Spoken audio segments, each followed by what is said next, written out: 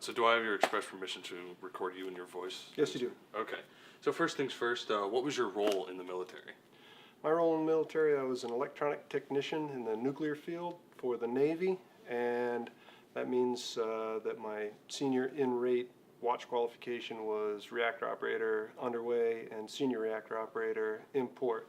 The reactor operator underway is at the reactor plant control panel monitoring flows and temperatures and power level of the reactor, and import, the reactor is shut down and it needs to be monitored closely, and I sat there for that as well.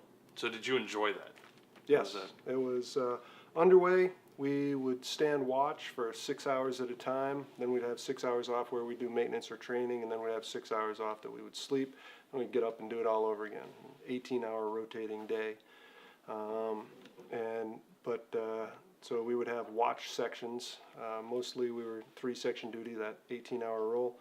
And so I would stand as reactor operator. I would have the throttleman who would control how fast the screw or the propeller was spinning with steam, and the electrical operator would control the electric plant. If there was an emergency with any of the buses or overpower conditions, he could power things from different sides of the plant.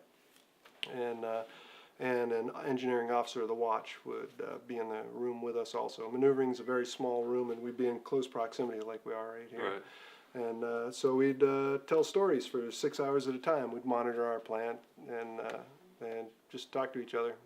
So I'm guessing there was a lot of jokesters in that.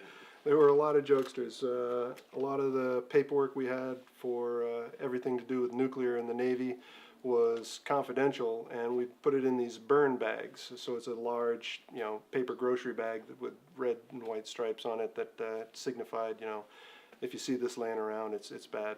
So in maneuvering is the area, or the box we would call it. When we were in the box, somebody would, one of the guys spent days and days with a 3-hole punch, just punching holes in the paperwork, in the confidential paperwork, and collecting all these little dit dots, little paper holes. Oh.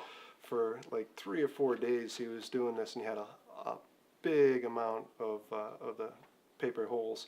Yeah. And he would, I didn't realize what was going on. It's just, sometimes you pass times. There was a saying, if you leave a pair of scissors laying around maneuvering, something's going to get cut.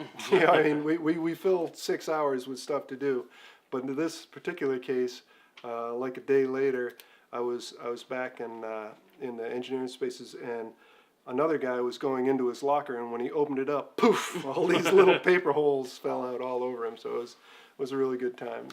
They all had a good time. So, American society, how was that really during that time? Well, that was back, most of my sea time was between 1991 and 1998. All of my sea time was between 91 and 98. And in 91, we started the Gulf War, 91, 92, and the first Gulf War. And society, it was weird. We'd just come from a long period of no war for America. Before that, there had been World War II, quickly followed by the Korean War, quickly followed by the Vietnam War. And I think that one really soured people. Since the Vietnam War, there wasn't much going on. We invaded Grenada and Panama, but those were military actions, really, that were in and out, in and over really quick. So when I was in, we had started the Gulf War, and I was underwater for a lot of that, so I don't know what society was going through. I know when it happened, my family thought I was in training when we invaded the first time, and I remember walking into the plant, or walking out of the plant, and somebody walking into the plant said, "Hey, did you hear the news?" And no, I hadn't, because we didn't have cell phones at the time, and didn't listen to radios. We were working, and on my way out, he said, "Yeah, we invaded Iraq." I'm like, "Oh man," so it begins. And my parents were worried that I might get pulled out of training to go fight, but being in the Navy in the nuclear field, I'd been trained too much, and it was too valuable to the Navy to continue my training so I could do that job. More important for that than to fill in some other position. Did you know anyone that was pulled out? Nope. Like personally? Nope. Did you hear stories about people getting yanked out and Nope. forced into? No, the attrition rate when I went through was pretty high. If 100 people went in, probably 75 would make it through the pipeline. Now from boot camp, just about everybody makes it through boot camp. And then there's Nuclear Field A School where I learned how to be an electronic technician. And some people will fail out of that. And then after you go through Nuclear Field A School, you go into Nuclear Power School, where you learn the reactor theory and how nuclear power plants work and what your role will be. And then after you do that, you go to a nuclear prototype, and it's a real operating reactor that we train on, that we start up, shut down, change power levels, run drills, speed up the turbines, bring electrical things online, start and stop pumps, and learn what it is like, do hands-on training for running the reactor. And each one of those, people would fail out. It's rigorous, it's fast-paced, and it's not easy. So we lost a lot of people from that, but that doesn't mean you're going to the front lines when you fail out of that. It just means you pick another rate. A lot of people, once they're trained as an electronic technician or a machinist mate, there's plenty of jobs in the military that you can do. So is the attrition rate you mentioned for your position The or nuclear pipeline? Yeah. So your life, did it change significantly over the course of your service?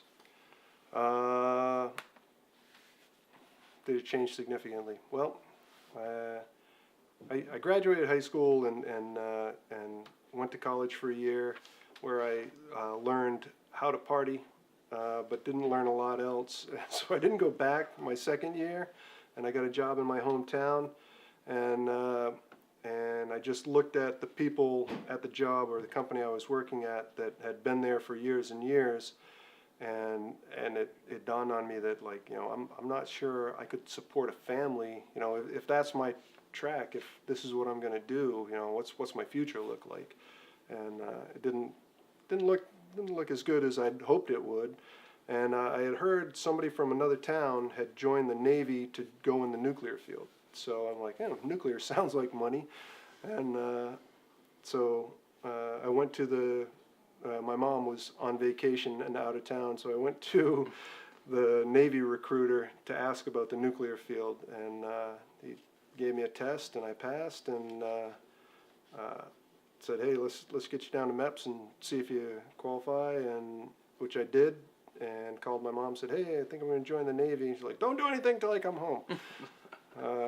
I at the time, the boss I was working for was a former Navy officer, and a decorated officer from the Vietnam War, and he thought it was he didn't give me any advice to go into it, but when I came to him for advice about going in, he thought it would be a good idea, and I respected his opinion, and I decided to join, and let's see, I went in I think on a Wednesday to the recruiter to see what this nuclear thing was about, and the following Tuesday I was in Orlando stepping up the buffs and getting ready to get my hair cut, join boot camp.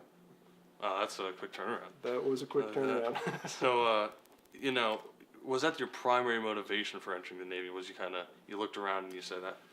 I was looking for a career path, that's correct. And I thought, at the time, Maine, where I was living and grew up, had a nuclear power plant there called Maine Yankee. And I thought maybe if I went and trained in the nuclear Navy, if I got out, I could work at the nuclear power plant. I didn't know anything about it, but that is a common path. A lot of people at nuclear power plants are former Navy. But beyond that, it was, the Navy is something I could do, and I thought submarines were cool, and I got seasick, grew up on the coast of Maine, and I knew I got seasick, so I didn't want to go surface Navy. So I volunteered for submarines, and but it was a conscious choice for a career path, and to be trained. I didn't know what I was getting into. I kind of thought I knew what I was getting into, but it turned out to be exactly what I was looking for. So, with that experience, you know, you thought you were going to enter something, and it turned out to be completely different. Was that a positive thing? You know? Yes, very Very positive. positive. I only reason I chose electronic technician is because the school was longer, so I thought I would learn more stuff. Like, well, that one's got the longest school. I'll try that one. You know, and that was one of the tougher ones to get into. People ask to go. You enlist and you ask to become an electronic technician, but if they've got enough electronic technicians at the time, or your scores don't rate the aptitude in, you know, electrical theory and you know, knowing that you'd go on to become a reactor operator, then we think we'll make you a machinist mate, which no offense to machinist mates, they serve a great job too. Everybody that volunteered to be a machinist mate got it. We need plenty of machinist mates. It's the backbone of the nuclear fleet. Electronic technicians is very specified skill. Digging down on the component levels of circuit boards and solving problems. When you're underwater and a piece of equipment that keeps a reactor running, which is your primary motivator, you want that fixed. You want to get back. The primary objective is always be able to get back to the surface and keep the boat moving. So, boot camp, it's different for a lot of people. Was that kind of a neutral thing or a positive thing, or how did you feel? I've heard lots of stories from people, and now that I'm out, and I've said since then, no, I didn't say anything while I was in boot camp, but the whole time I was in boot camp, I was thinking, man, I thought it was going to be harder than this. You know, I got a lot of sleep in boot camp. They made us go to bed by like 9 o'clock. They didn't get us up until like 5. I'm like, wow, I never get that much sleep. So it was a good time. So a lot of people talk about their drill instructor, their sergeant. How is he or she, you know, in your life in boot camp? Petty Officer First Class Pike was firm. You knew where you stood. Here's the rules. You know, follow the rules, and you had a job to do. You know, and it's easy enough, I think, to figure out how do I do what needs to be done. How do I not draw undue attention onto myself? You know, it's not so hard. I think he was a good guy. You know, but it's not like we kept in touch. He's got, you know, 100 people at a whack every couple of months. Another 100 people rolling through. You can't remember them all. Yeah. So, did this person? No, I forgot my question. Sorry. That's okay. Coming out of a college experience where you just you weren't very motivated. Was this a very big motivator for you? Did it teach you how to drive yourself? It really did. I actually, when I went through electronic technician school, I had to work very hard to pass all the courses. It's exams almost every week. Everything you learn during this week, at the end of the week, you have a test on it. And then at the end of you know, certain things, circuit boards or print reading or radar theory, which I never used after that, you would test every week, and it's just so fast paced that it was very hard. I had to put in a lot of hours studying after hours after school, and then when I was in when I went to nuclear field A school after my electronic technician school, that was fast paced and hard. It's a lot of physics based, so it's a lot more theory, reading you can do and calculations you can do to solve problems. I learned at that time what I needed to do. I would take notes, and it's a very note intensive course that you write down everything written, and after that, I would go through and highlight my notes like, this is a big concept, or like, he really said this one 3 times, this one's important. That's probably going to be on the test.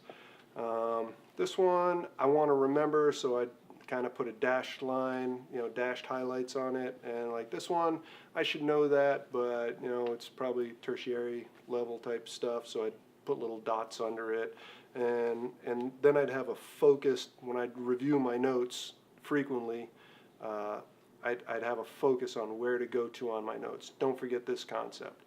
Read it, write it, remember it, and repeat it, and I did pretty good. So, going back to kind of society, did you trust the government? Was there any negative feelings toward the government? When I joined the Navy, I respected and looked up to the government as like they're taking care of our society. When I joined the Navy, it was great. I was there.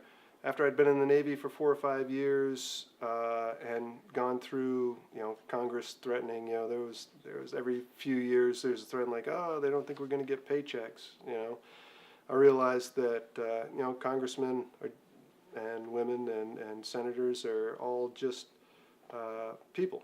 They're trying to do their best, and the more I went forward, the more I realized they treat the military like a machine, and the military members like cogs in the machine. They're replaceable cogs. So I don't think they value what the military volunteers are giving up for that service. But at the same time, I think that's what they have to do. You have to focus on what is the job to be done as a Congress person. What is going to happen if we don't do this? What needs to happen for success in this arena? And think about the outcome, and then hand it over to the Marines and the Navy and the Air Force and the Army, in that order, and let them make that happen for you. So let's get to the meaty bit. Where did you serve? What dates? What division? What ship?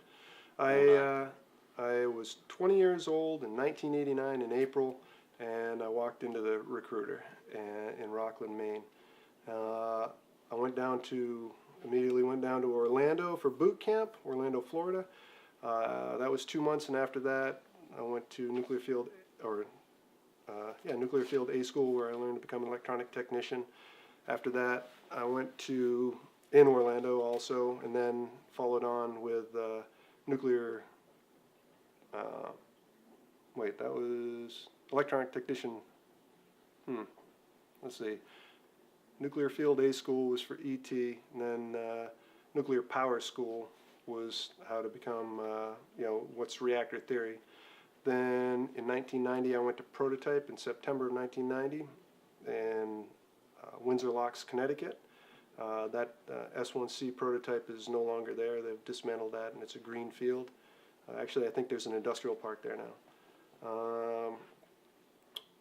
And I was there until March of 91. In March of 91, I went to my first submarine, the Ulysses S. Grant, SSBN 631. It was out of, the off-crew office was in Groton, Connecticut, so that's where I went and where I was stationed, but the boat went in and out of Holy Loch, Scotland. But I got there right at the end of the lifespan of the boat, so I did an off-crew, met people, qualified a couple of things, learned some of the things I would need to be doing on the boat.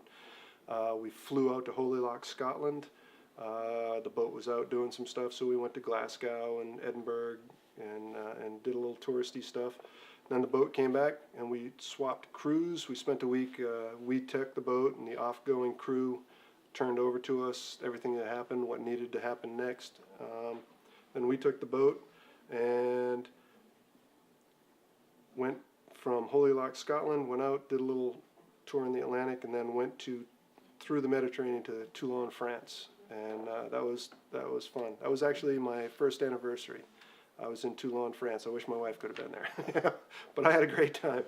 On the Mediterranean, just beautiful. The food's great. Different and interesting culture in France. Then we left there and went back to Groton, and combined crews went down, and then that was the last deterrent patrol of the Ulysses S. Grant. We went down to South Carolina and offloaded the missiles, and that's where I knew I had already had follow-on orders to the George Bancroft, SSBN 643, in Charleston, so I did some house hunting while I was down there, and I had some relatives that lived nearby that I stayed with while I was there. Then we went up, and I left the boat and went down to the George Bancroft. At the time it was supposed to be, that was in 91, late 91, early 92, very early 92, and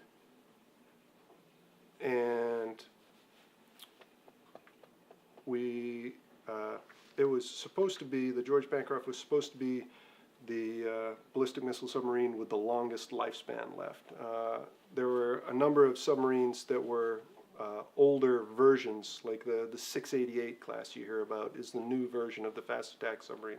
Actually, the newest now is the Seawolf or the Virginia class or the Jimmy Carter class. And those are fast attack submarines. And the ballistic missile submarines are the Tridents.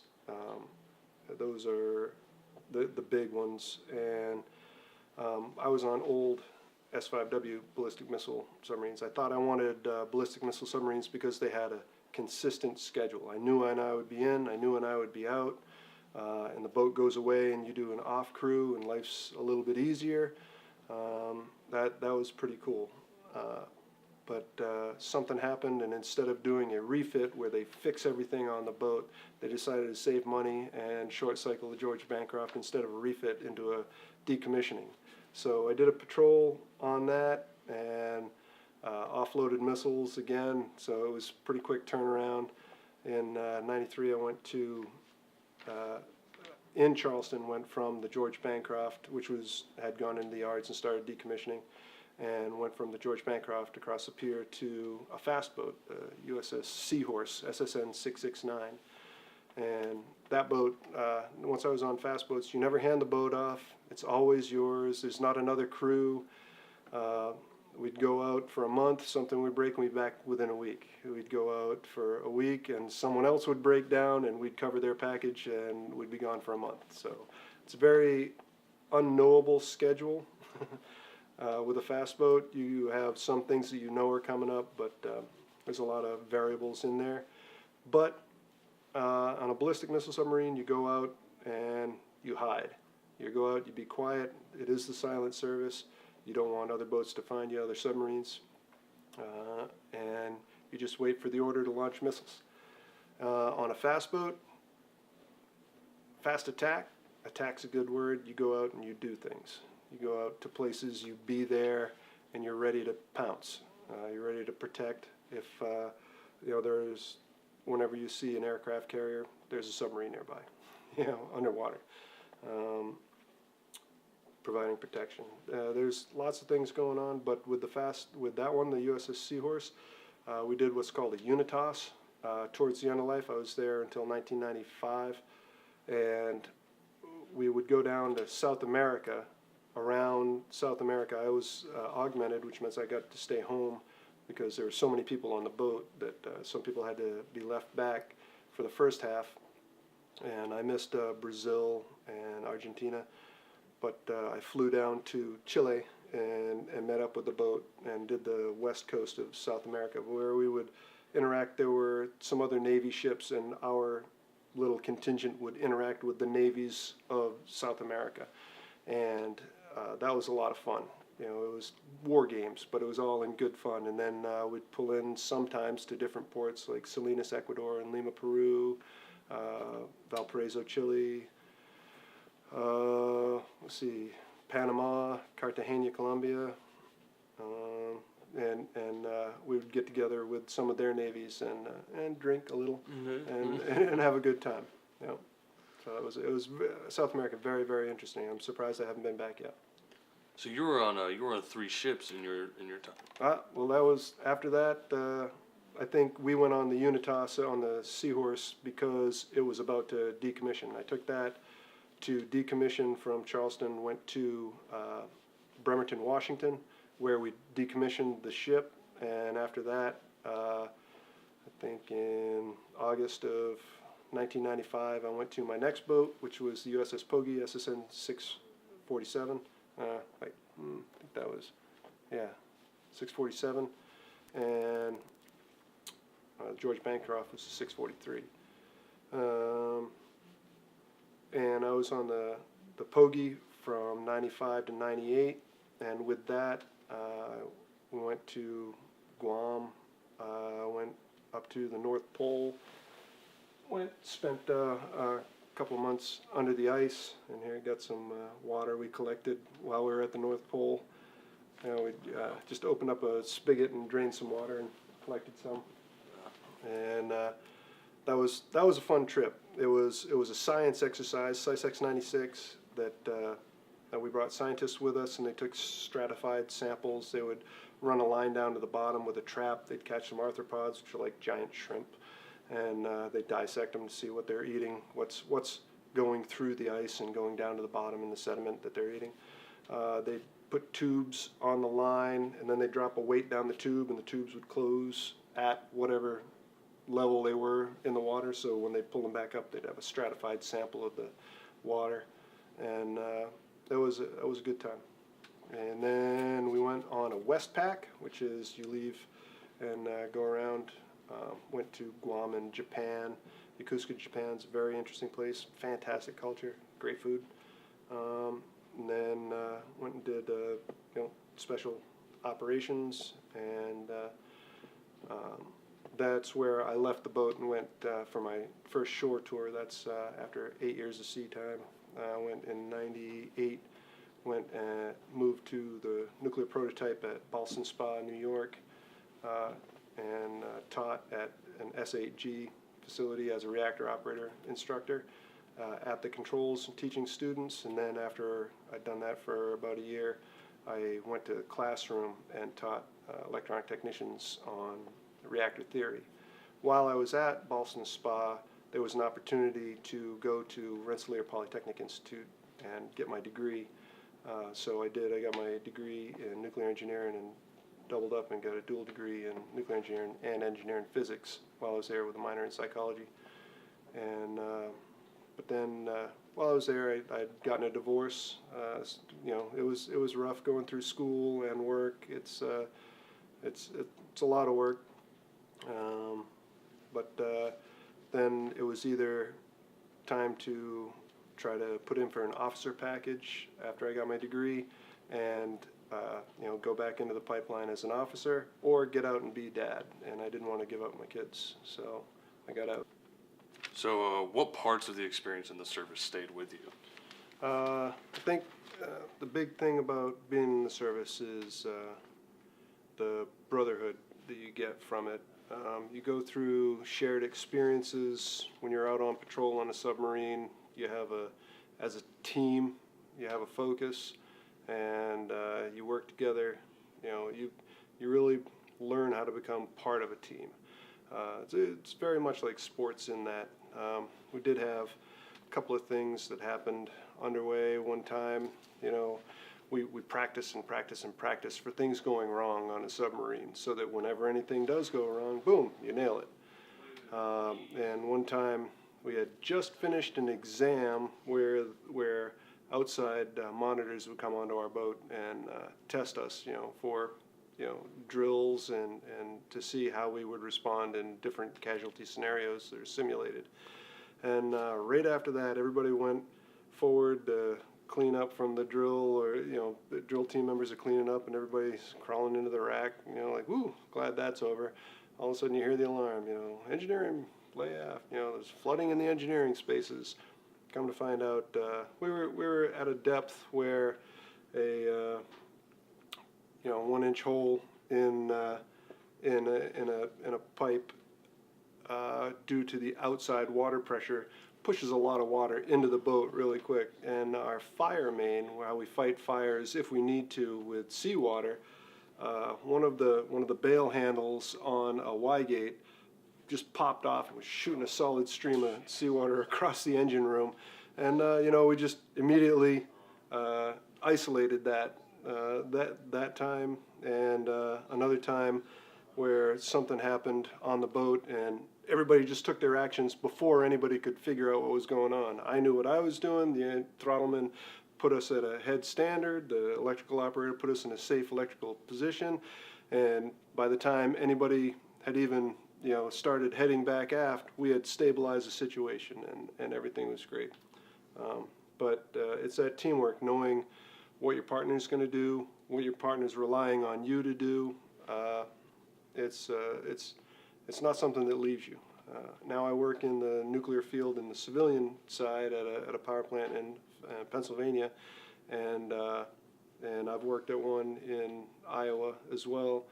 And the civilian nuclear field is full of former Navy people. We all know how each other work, and it's not the same because there's so many other people and people that don't have our common background. But those people that didn't serve in the military and the Navy for the nuclear pipeline, they realize that we know how to interact with each other, and what we bring to the table is very valuable for that. So I'm still friends with a lot of people I've served with. Facebook's been really great for that, and we follow up with each other and keep in touch. And I'm grateful for that because I'm not a big letter writer, you know.